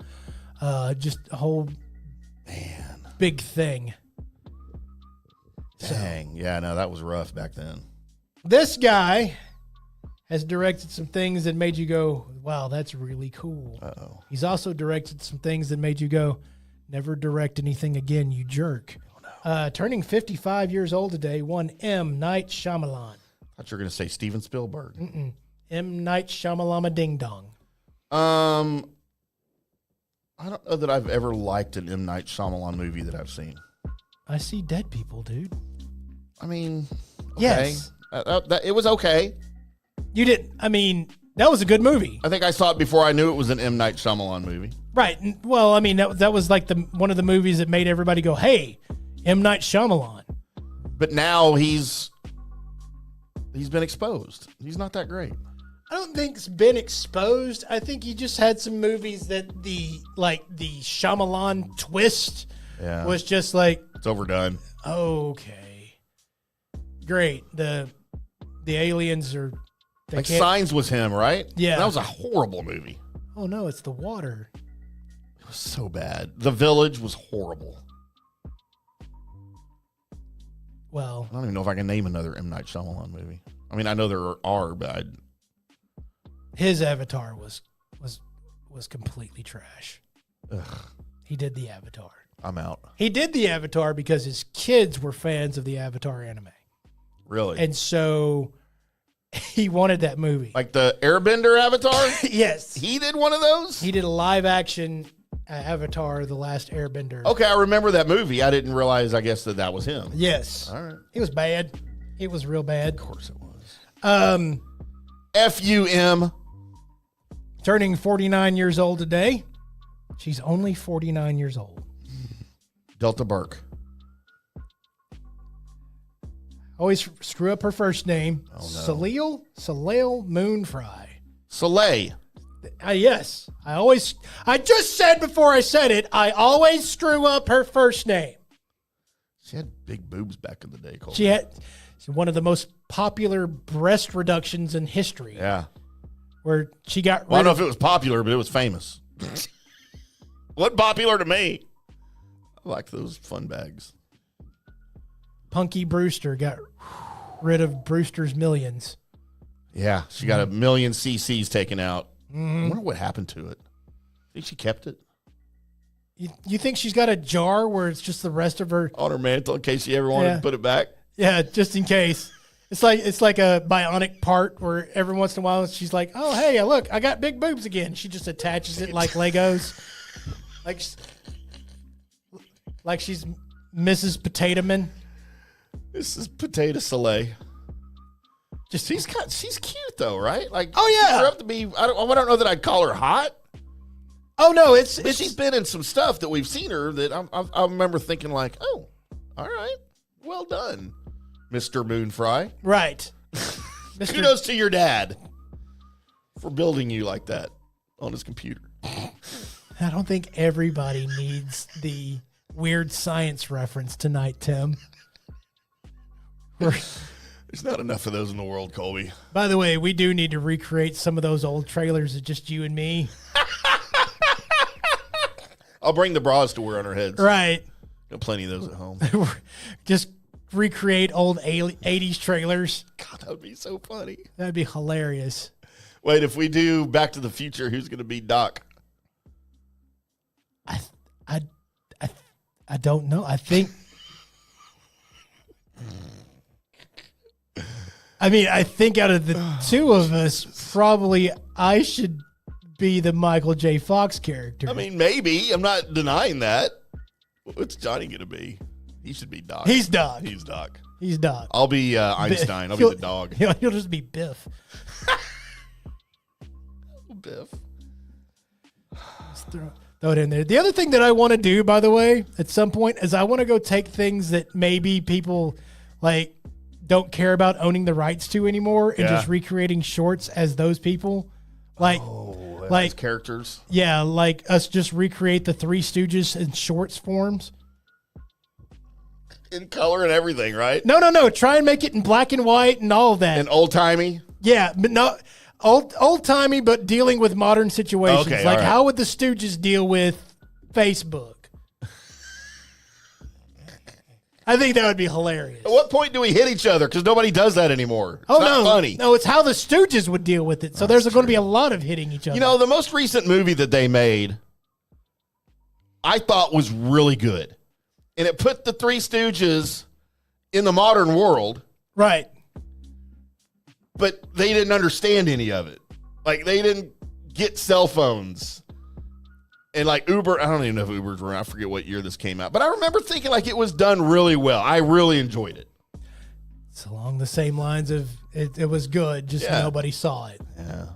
I love the Stooges, man. They're still waiting on that next A-Team movie. What is up with that? It's never going to happen now, is it? It's never going to happen. It was never going to happen the moment that it hit theaters. It was never going to happen. Did it not do well? I thought it did pretty well. It just didn't receive what they thought it was going to receive. I wasn't a big fan. I think we've talked about this. I was not a big fan of the casting of I thought everybody... I didn't like BA. Oh, he was perfect. He was perfect as your modern... I don't know who he is. Rampage Jackson? I've never heard of him before. He's an MMA fighter. Okay, well, he's terrible. He's no, not a good he was actor. great as BA. Why couldn't you just get the original cast to be themselves? No, because they're too old. Well, and George Papard's dead. I don't know. I didn't have a problem with... I loved Bradley Cooper's face. Like, I thought that was great. Everybody in that movie was perfect. I think I had more of a problem maybe with the way the character was written. I had some issues with... Maybe, and I'm just associating that with Rampage, if that's his real name. I mean, he'll why did his mom name him after a video game? Because she knew he was going to be a badass. She was correct. Yeah, I didn't care for his parts of his character in the movie, but I loved the movie, and I wanted more. Just like I wanted more of The Man from U.N.C.L.E. Whatever happened to us getting more of that franchise? It's not happening. I know. It died with the Gentleman's series. But yeah. And we'll get it to at some point what you didn't like about Rampage's portrayal of B.A. I'll have to watch it again because I've seen parts of it recently. I haven't watched. I need to watch the whole thing again, and I'll. Has he played a gruff yet secretly might be a little bit lovable tough guy, which is exactly what. Well, no, that's Mr. T. Yeah. No, and there are just parts of the storyline of him. I don't know. He didn't like to fly, and he had to be tranquilized. I mean, every trope was in there.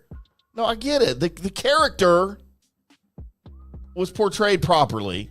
I just didn't like some of the story. I don't know. Again, I got to watch it. Then it wasn't to remember. him. Then it wasn't him. It was the people that wrote it. Well, no, that's what I just said. I'm like, maybe I associate with what I didn't like pieces of the character himself, and I associate that with Rampage Jackson. You leave Rampage alone. At least in that instance, Has he ever done anything else? I've never seen him ever before or since. Once you've perfected acting, you don't need to do anything else. In other words, he's never been offered another acting job. There you go. David Robinson. No, not that guy. The one that actually played for the Spurs. The Admiral. Yes. Turning 60 years old today. That's it? Yes. The Admiral's only 60? Correct. Damn. All right. He's pretty good. Yes. Probably one of the most athletic yet stiffest looking dunkers that you've ever seen. Yeah. And you know what? I think his career got a little lost because of Tim Duncan. Oh, yeah. Like, I feel like as soon as Tim Duncan hit the scene, everybody forgot about the Admiral. I mean, Tim was the star. I'm the star. And, of course, Tim didn't even act like that. No. Never would act like that. Still hate Tim Duncan to this day. I do like the stories about his Tim Duncan style of trash talk on the court. Have you heard that? Oh, yeah. Yeah. It's one of the reasons I hate him. Nice try. Played for the Spares. Jerry Halliwell turns 50. Spice Girls. She was Ginger Spice, right? You know what? What? Right? I'm making sure that we got the right Jerry Halliwell. Unless I'm wrong. I could be wrong.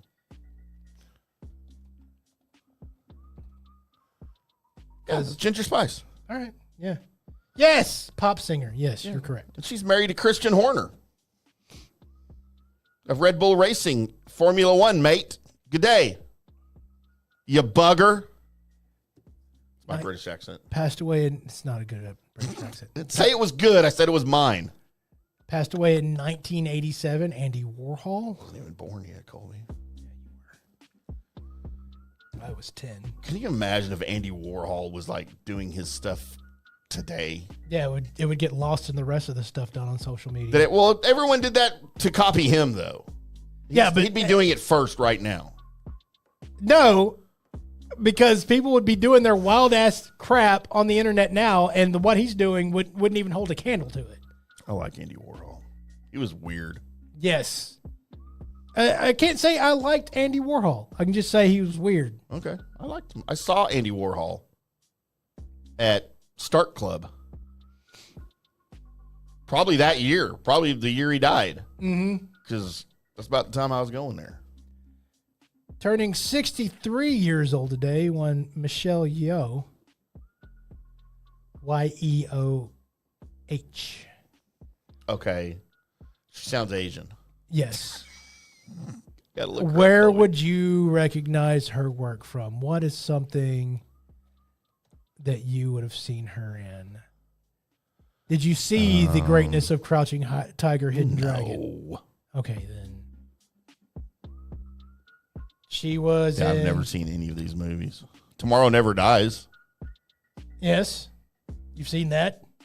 Yeah. That's it. And I don't remember. She was in Guardians of the Galaxy, Volume 2. Yes. Apparently. She must have played an alien. Do you think? I don't know. Do they have like Asian aliens? Asian-aliens? Wait, are you saying do they have people of other ethnicity? I can't even say the word. Ethnicities. Yes, that played people that were from other planets on certain movies. Is that your question? So my question is, if you're playing an alien, yes, and you're gonna be all goobered up, technical term. How do you what does it matter if you get an Asian or a You probably just get the best person for Mexican the part. or a you American? Probably just get the best person for the part at that point. Because they're gonna look the same when you goober them up. You probably just. Well, how do you know though?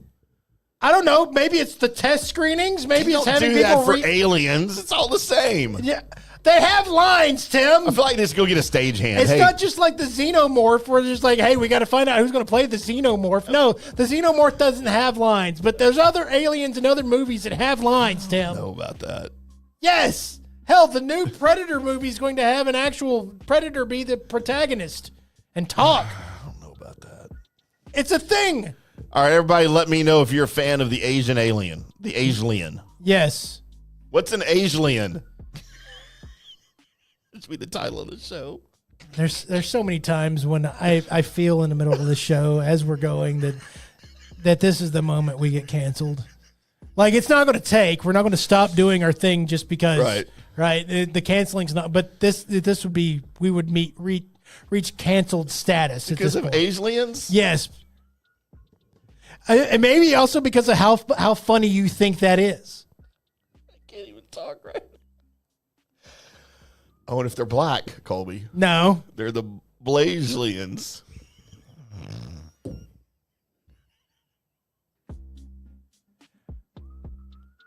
Why is the S in there? Plural. You gotta have more than one alien. No. You said the Blaslians. For Asian, Blasian, Blaze, and then alien, Blaslian. See how the words work when you put them together? So wait, is the person that you're having put on the alien costume, they're black and Asian? Yes. Okay. They're a Blasian, but they're playing an alien, so they're a Blaslian. My brain hurts right now. Side note, total different story. I asked my daughter online while we were doing stuff, come to my attention that because the topic of conversation was something and somebody had gotten offended by something that somebody had said, and I just simply asked her, "It's like, what is it like to be offended?" It's a good question. Because I've been mad because people are stupid, mm-hmm. but I don't count that as offended. It's not offended. I'm just mad. I don't think I've ever been offended. Like, I don't know. What does that feel like? What does offended feel like? And then how do you get over it? Because the person that offended you most likely isn't going to apologize for it. Right. So how do you move on if you get offended easily? Like, how do you live with that? But what my major question is what does it feel like to be offended? I'm not trying to be offensive with this. I genuinely want to know. It's a good question. Is it you're just, I don't know, appalled? Taken back? I'm bringing Paul into this. Like, is that offended? I just kind of want to know. It's a good question. Mm-hmm. Probably all of you that were just offended by what Tim just said. Let me know how it feels. If you properly describe what you're feeling right now in text form to the FanStream Sports text line at 214-937-0569. I forgot to move it. The only time I forget this number is when I'm sitting in this chair. I forgot to move it. Lucille Ball passed away in 1989. She sure did. She was pretty good. Loved me some Lucille Ball. And finally, turning 52 years old today, Vera Farmiga. Farmiga? No clue what the words are coming out of your mouth right now. VeraFarmiga. Yes. Oh, she's cute. Yes. Oh, she has siblings. Thaisa and Nadia. Now, where would I know her from? Oh, she's in The Conjuring. Yes. She knows my good buddy, Paul and Patrick Wilson. She does. And Bates Motel. She was in all The Conjurings. Yes. She's one of the main characters. I could probably have her on the show, Colby. Should we get Farmiga Vergara? Probably need to have the internet tell us how to say her name. Farmiga Vergara. Yeah. Oh, no, she's kind of cute. All right. I'd like to conjure her up something. Needless to say, that's my boy's one of his favorite all-time movie The series. Conjuring? Yes. Really? Of all time. I still haven't told him yet that I have a slight gateway into the characters of that movie. Yep. So maybe should at some point. Oh, Patrick. Loves him some indie cartoon. So God only knows why. And there is your list of people that were Colby, born I think today. I had some notable birthdays No, you didn't. that I wanted to recognize. If I have the technology to do that. By the way, if you would like your birthday read on, what's the name of the segment? Good, Bad, and Ugly. Yep. Just friend me on Facebook.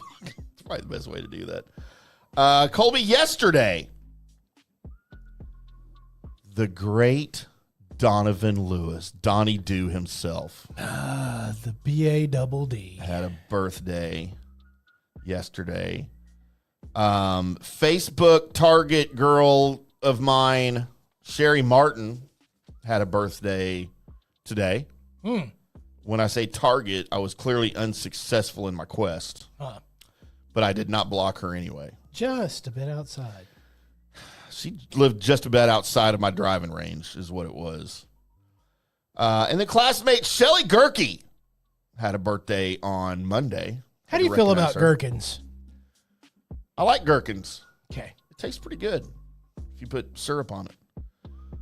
Former FanStream Sports health and fitness show host, Tyson Pfeiffer.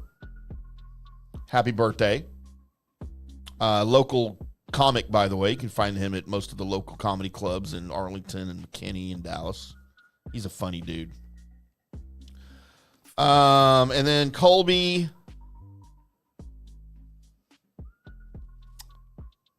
Yeah, let's just stop there. Otherwise, I'm going to have to read names I don't want to read. Okay. Happy birthday, jerks. Happy birthday to all of y'all. So there you go. There is the list. Tim, who you got offered up for your good, your bad, and your ugly? Man, goods are going to be rough, man, because there's some goods here. However, I have to go with Lucille Ball as my good. Over Soleil Moon Frye. Gotcha. I'm going comedy and red hair over big, fake, gone, not there anymore boobs. Sorry, Soleil Moon Frye.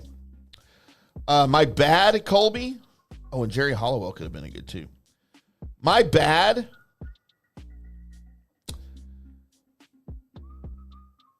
I have to go M. Night Shyamalan. Okay. And that's over David Robinson.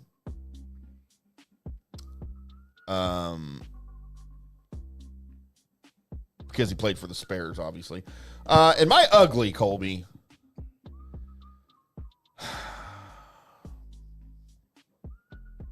Kind of doesn't leave anybody for ugly, does it?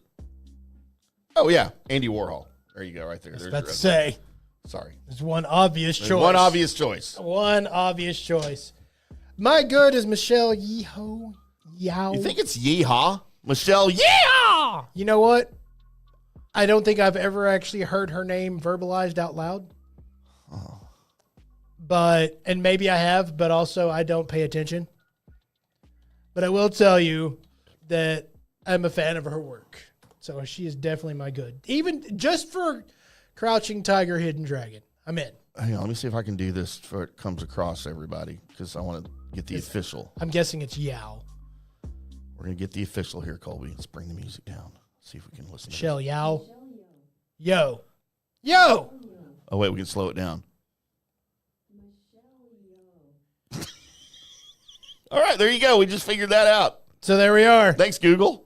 Appreciate that. We should probably do that before I do this segment, like for everybody. It's not as much fun. My bad is for what you did to Avatar, dude. I got two M. Night Shyamalan. Good call. Kids are a real big fan of that series. Real big fans of that series, to the point to where if I start talking about it because of the few episodes that I have seen of it, the conversation never comes back to me. Just don't bring it up. Yeah. Which I'm fine with because it's just hearing my kids talk about cool stuff. So I'm in. And finally, my ugly is, well, there's only one. There's only one. Wow. That's an ugly person. It's Andy Warhol. Wow. 2 of our 3 matched? Yes. I don't think that's ever happened before. Wait, who was your good? Oh, it was Michelle Yeoh. Michelle, that's right. Yo. Michelle Yeoh. Wow, 2 of our 3 matched. I don't think we've ever done that in like 5 years of this. And to be honest, it would have been Lucille Ball, but you gave it to her. So I was like, you know what? I got to make room for one of these others. I had no idea you liked Lucille Ball. You don't like funny people. I like old funny people. Oh, you do? Like Yeah. old school funny people? I like old school funny people. All right. That's Like you will acceptable. never hear a bad word out of regarding Peter Sellers out of my mouth at all. Oh, he's funny. Classic. Oh, and I just saw. Crap, I can't remember who it was. They're redoing Pink Panther movies. I don't want to see it. I know you don't. You're probably not going to go see Naked Gun, are you? I really liked With Qui-Gon Jinn. Now I'm hearing that's really good. I'm telling you what, if they do the Pink Panther movies like what I loved about them, which was just him trying to solve the crime. Oh, Eddie Murphy is the new Inspector Clouseau. That's who I saw. Actually might be in if they do it kind of like the Beverly Hills Cop. Right. Except make him dumber. Yeah. Yeah. I might be in. No, I think I am. And as long as it's done like Beverly Hills Cop and not Norbit, Drill Bit Taylor, and Daddy Daycare. Right. So, yeah, that should be good. So now it's time for the proper segue from that segment. By the way, if you enjoyed Good, Bad, and Ugly and you had your Good, Bad, and Uglies and they did not match ours and you want them to be known, then you should have already put them in the comment section or you should have sent it to that FanStream Sports text line. But now it's time for this.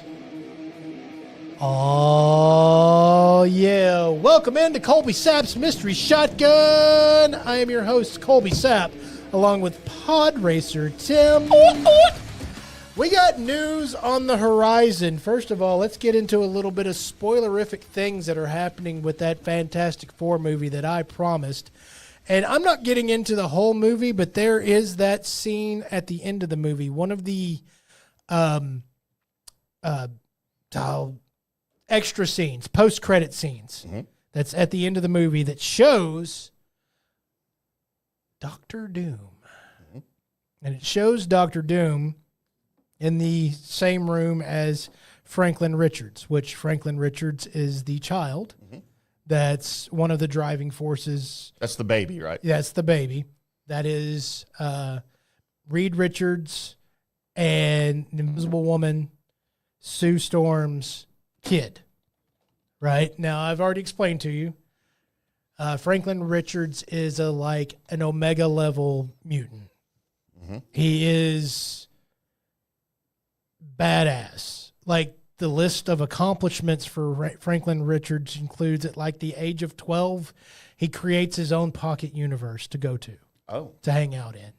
Like your typical 12-year-old is. Because, that he wanted to. He thought it'd be cool. Basically just because he could. So Franklin Richards is a badass, and it looks like in the MCU he's going to be a complete badass. But the fact that Dr. Doom has entered the chat is something that I've been waiting on for the MCU for quite some time. And in talking in a lot of Mystery Shotguns, been all the way back to when we first saw what we thought was Castle Von Doom in the background of the Moon Knight series. I've been wanting them to go ahead and bring Dr. Doom in as a big bad. I didn't know why you chose the main big bad that, by the way, is now going away for this series, this era. You needed Dr. Doom after Thanos. You needed another big comic book draw name, and that is Dr. Doom. The fact that they're doing it, the way they're doing it's cool. In the post-credit scene, you do not get to see, you can't tell that that's Robert Downey Jr. or not. It's just Doom has entered. Right. This scenario. Right? And that is completely cool. I hope and I pray that they make him the Thanos level threat that he is. That he is, because they really did, I'm blanking. They really did Kang wrong. Having him lose, because they had multiple versions of Kang and they had him in the movies lose. like he lost to like Ant-Man and stuff. You can't show your big bad losing until the final film. You just can't, right? Yeah, that's before the actor got in trouble, right? Right. Like they'd already decided that. It wasn't because of that. Now, it wasn't the supposed final form of Kang. Right. It was another form of Kang, but that's still, you showed Kang lose. Your big bad doesn't lose until the final movie of whatever you're doing, yeah. the whole thing, right? If the series, and showing him lose. So please make a lot of movies or a few movies leading up to it end with Doom on top, because I don't want this to be a fast pace. Here we are. Here's Doom. By the way, we beat him, because it's Dr. Doom. Mm-hmm. And you just can't do that. You can't do that with Dr. Doom. So you spent so long building up Thanos. Don't get worried about what you're doing in this part of the MCU and go, well, we have to have a quick beginning and a quick finality, or, ending. Right. And then you end Dr. Doom being in the MCU. That's going to be a piss poor run by MCU. That's going to be completely dumb, and I don't want to see it happen. The way they're doing their villains, I don't want to see that happen. I'm afraid it's going to. I'm afraid we're going to have Avengers Doomsday, basically, happen, and where you have the beginnings and the end of Doctor Doom right away. Right. I think there's 2 Avengers movies that got planned going into it, and maybe one of them introduces Doom. Right. But still, only 2 movies? You've been, like, threatening Thanos for, like, a whole phase of movies. Right. And the Infinity Stones and all that, and building Thanos up that whole time. And to then only have 2 movies, or I guess 3 if you count the post-credit scene to the Fantastic Four, 3 movies to build up Doctor Doom. I don't like it. I don't like where it's leading. Yep. Please, God, don't do it that way. In other Marvel MCU news, they've been shooting Spider-Man Brand New Day. Spider-Man 4, right? Yes. Yeah. And in the shooting, of course, I told you that John Bernthal's Punisher is on the set, right? He's there in the movie. Right. From what people have said as they're witnessing the shootings of the movie, his Punisher gets a little bit of an upgrade in the movie. Really? Because apparently Big Pun is going up against not only Spider-Man for a little bit, which that's going to be crazy to see, as grounded as what the Punisher has been in the Netflix and what we've seen John's Punisher be, pretty grounded against street-level thugs and all that. They're going to have a sequence where it's him against Spider-Man and the Hulk. Oh, wow. I don't know how he stands up to that. Even your Smart Hulk.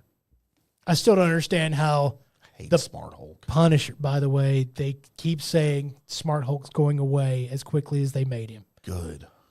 Which I'm okay with the ode to Smart Hulk, because they made him smart so that he wouldn't just walk up to Thanos and be like, "Bing," and just flick him off the planet. That was the idea behind Smart Hulk. Was make Smart Hulk, it gives him a little bit of chance to expand on his Banner character, but also it makes it, because if Savage Hulk or World Breaker Hulk walks up to Thanos, then I don't care what stones you got on. The Hulk is finally going to get mad enough to end it. Right. It's just, you just can't. That's just how that works. You just don't stand up to Hulk very long. Right. Right? So, yes. I understand why they did it, but it's time for that to end. It's time for that to go away. So I think it will. We did get a glimpse of kind of Savage Hulk in Deadpool, by the way. That was not Smart Hulk in that situation. So that was good. But yeah, so Punisher ends up doing whether it's a minor tussle or whatever it is, but what they were filming, it was Bernthal versus Holland and Ruffalo. So you've got that going on. Finally, we got some DC news as My Adventures with Green Lantern is going to kick off, which My Adventures with Superman's kind of been their animated little thing they've got going on, which is actually pretty good. My Adventures with Green Lantern is also going to be an animated that they're doing that's going to lead with their Lanterns series that they're going to have on Max. And they're doing a casting call out for this one. The casting call is for a young teenage girl who's going to play a lantern, who's going to have some singing involved. And of course, it's in the animated version. Dude, it's Jessica Cruz. Jessica Cruz is one of the Green Lanterns that's in the Lantern Corps. That's one of the lesser knowns. Definitely not one of your Gardners or Stewarts or any of the upper echelon. But the fact that they're going to throw her in with the Lantern Corps, pretty cool. The fact that whoever they get for this animated version, remember, starting with the Gunverse, starting now, that everybody that they get to be a voice of a character from here on out, they're also the live action version of it. Oh, nice. So whoever's voicing, they're also, if there's a live action spot where they need Jessica Cruz, they're getting whoever this is. Might I suggest Celine Dion? You know what? The casting call, because in the comics, she's a teenager, 16 or whatever, but I'm sure they're going to go with like an 18-year-old at some point. So, but yeah, the person that you kind of see when you first see her is somebody that's, well, kind of overdone a little bit at this point, but it's your current MJ would be somebody that you might see be in that role. Zendaya? Yes. Okay. But she's a little too old. How old is she? I thought she was like 20. Yeah, she's not 18. Oh, okay. How old is Zendaya? Gotta hope not, or else she's been in some movies that... Oh, God, she's 28. Yeah. I thought she was like 20. She's been in some movies and shown some things now. Oh, yeah. That tennis movie. Yeah. Still got to watch that. Playing doubles and stuff. Yeah, definitely playing doubles. So, yes, sir. But the fact that they're having that going, by the way, the Superman movie's still going strong. See, I thought it would have flopped by now. Why would you think it would flop? I just didn't think anybody would like it. Your hardcore Zack Snyder fans are still not liking it. Okay. They're still flooding the interwebs with hate for the movie and actually throwing up like facts that aren't facts about the movie. Like Just making stuff up. Yeah, that making up numbers or like showing what it made in a weekend compared to what Man of Steel ultimately made like throughout its whole entire run. Yeah. It's like, wait, okay, these are apples not, and oranges. These are not quite adequate numbers to be comparing. And again, I'll go on my rant about that again. I'm a Zack Snyder fan. I love his stuff that he's done. I love the Snyder Cut. But I'm not to the point to where I'm going to tell you don't go watch a DC film because they're not renewing the Snyderverse. Right. It's almost like I need DC to actually have a win. Because that's my comic book company. Yeah. That's you want my comic home team? It's Detective Comics. It's DC. And the fact that in the movies, besides Batman movies, they've been getting their collective asses kicked. Right. Even when I think that the stuff is good, they've been screwed over by companies. Zack Snyder got his view got screwed over by the WB, the AT&T, the Discovery, all of it. All of it got screwed up, and the people that were in charge had no real right to be in charge. Now I need my team to win. I need my team to win. And I need the fact that they're getting it right, that they're actually going to have Lobo played by the person that should be played by. That everything is done right. Let's give this a chance. So stop bash. If you're a Superman fan, if you're a Detective Comics fan, then if the movie is good, don't bash it because your butt hurt because you want your ultimate, the best thing you can get. Right. Because you keep bashing it and we ain't getting shit. Yeah. And it's all going to go away. Right. Yeah. The only thing you'll have is Batman movies. You won't have, because Batman movies aren't going away. Because they will continue to make good movies, even when they're okay. They're Batman movies. They're good. They'll make good money. They know this. So stop it. Stop being jackasses. Stop it. You're Idiots. fucking ruining it. Stop it. Idiots. So there you go. So there is your Colby Sapp mystery shotgun.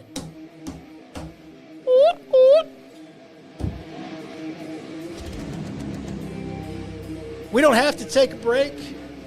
I do have some things I wanted to talk to you about, Tim, that is kind of mystery shotgun-esque, but is going to be its own little segment, as there is a new video game that's coming around, and actually its open beta is happening this weekend and next weekend. By the way, if you're interested, go to their PlayStation or Microsoft store, or I don't know if it's available on your Steam or your PC or whatnot. I'm sure it is. They have an open beta that's free to play. You get a chance this weekend and next weekend to play the new Battlefield 6. For those that are Battlefield veterans, you've realized that quite possibly, I know the last one, and possibly really the last two Battlefields have kind of been garbage.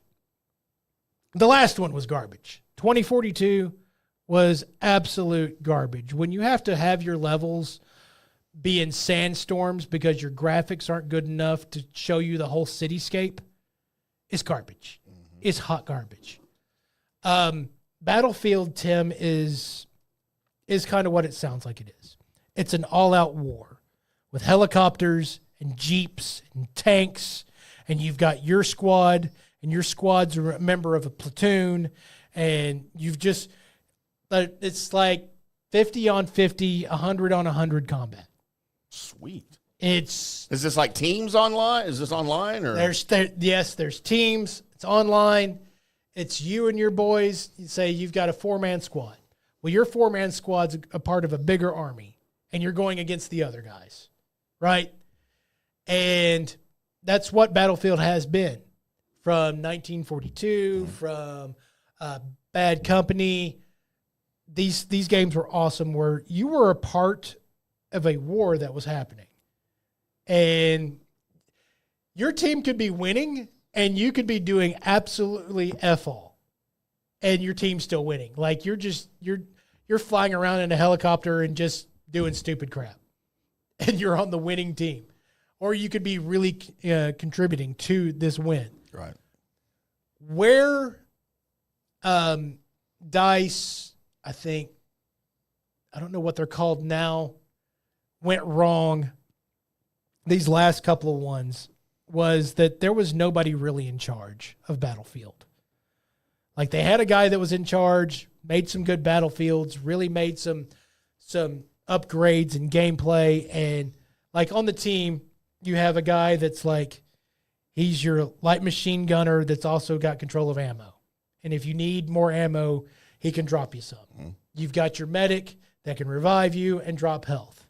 You've got your assault guy that has a little bit of a quicker weapon, and he's, running ahead of everybody to shoot everybody. And then you've got your recon who's got like the UAV, he's got the things scouting, and he's also got the sniper rifles. There's roles to play in these games. And then what happened is that they decided to go back to like World War I and World War II, and then they just crapped all over the game and made it kind of bad. That's Battlefield 5. And then they're like, oh, yeah, they didn't like that. So let's go to 2042. And they went to the future where they had like robot dogs and there was like tanks on top of skyscrapers. Which that doesn't happen. Right. And a bunch of crazy crap happening. And there was no real, another thing about Battlefield was that like you can be in a building in Battlefield and a lot of the other games, and a tank can come by and shoot out the ground floor of the building, and the rest of the building will collapse. You don't have a building to be in anymore. Right. You died in there. Well, like none of the buildings in Battlefield 2042 were destructible. Oh. They're bringing all of that back. They've got a guy in charge now who was a part of Infinity Ward. The guy in charge was a part of Infinity Ward. Infinity Ward, while he was in charge of it, he was running what made Call of Duty so good. Okay. He was running this. He's now in charge of what the people that are making Battlefield now. Battlefield now, wait for it, has decided, you know what would be smart? Is that we're going to invite people in to test our game and give us live feedback before we release the game. Sounds like a good idea. So before they release the game, not the trend of releasing a giant hot mess and then trying to hot fix it until it's playable. Looking at you, Mind's Eye, and actually kind of looking at you, Cyberpunk, because that's kind of what happened to that game. Right. They're testing it and doing this open beta for people to try it some more, and they're going to get the feedback from this and go, this is what we need to fix before we release this game. I would just like to say, What a plan. bravo. Way to go. What a plan. I will be enjoying this open beta this weekend. And I congratulate you guys. And I really hope, because the route that Call of Duty has went, I don't even keep it downloaded on my game anymore. Really? I don't. As soon as they released in their game, I think this was the final straw for me. And I think on the exact day that somebody told me this was available in the Call of Duty shop, I think this is when I said no more. Is when Beavis and Butthead were allowed to be playable characters in Call of Duty. I love Were Beavis. they trying to Fortnite it up or something? Yes, I love Beavis and Butthead. But the last thing I need in a game of hardcore deathmatch is to be fallen by a guy that snuck up on me and then turned into Corn Julio and then kicked me in the nuts. The last thing I want to hear is somebody running past me going, I'm out. I'm out. So I hope and I pray that Battlefield just does in the massive giant that is Call of Duty. It's not going to happen. Yeah. Call of Duty is going to continue to be in Call of Duty. And the want for a Call of Duty killer, how many times have people labeled games that? It's beyond. Hasn't happened, though. It hasn't happened. It's like waiting on the demise of the San Antonio Spurs back in the day. It just never was going to happen. Not while Popovich was there. No. So, Battlefield 6, come join me if you want. Open beta on the PlayStation. I'll be playing it. If you end up getting killed on your PlayStation by Colby Wan, then that was me. Colby Wan Kenobi. Yes. Oh, you're not Colby 1053 anymore? I finally changed my PlayStation name, Tim. I'm not going to recognize you if you're not Colby 1053. Well, actually, because we're close friends on there, you should just probably see Colby Sapp online. I still saw your... I don't think I see people's names. I just see their handle. Because I don't know who some of them are. So, I changed my name. Changed it to Colby Wan. Shout out to... Who gave me that name at the fan? I think it was that girl, Emily. Oh. Yeah, I was talking nerd stuff, and then she's like, yeah, way to talk it up, Colby Wan. And I was like, I'm keeping it. That's it, yeah. I'm keeping it. So... The Colby Wan and IndyCar Tim show. Yeah, so there you go. But yeah, if you get, and it's, of course, somebody already had COLBY-WAN. Oh, what'd you have to do with an I? Yeah, so I went Colby Smulders situation. Kobe. Yeah. Should have been Kobe. Kobe. Just shout out to Arnie. Well, the line open. Shout out to Arnie and the fan text. It would have been Kobe 1. Longhorns suck. Yeah. I've got the whole show written on this yellow piece of paper. Slow Jeff. What stories do we got, Slow Jeff? God, I miss that show so much. It was so stupid. It was so great. It was so stupid. Still need to get Arnie on this show. We do. So there you go. There's a little Battlefield 6 talk, everybody. Very good, Colby. Kobe won. That's right. Kenobi. Colby won Sap-Nobi. Mm-hmm. We'll figure it out here one of these days. Boys and girls, that's going to do it for this edition of the Colby Sapp and IndyCar Tim Show right here on FanStream Sports. We'll be back on Monday. Oh, no, we won't. Sorry. Wednesday with another Colby Sapp and IndyCar Tim Show. Look, I promised more Blasian talk. I promised more Aislian and Blaslian talk. Okay. We'll reference more over-breasted women again at some point. And chastise those who had reductions, as we're wont to do here. But mostly we'll update you on all the Cowboys and Rangers news right now as they are Rangers are searching for that West crown once again, as the Cowboys are looking for 3 wins this season. I think they'll find those. Well, we hope they do. I'm pretty sure.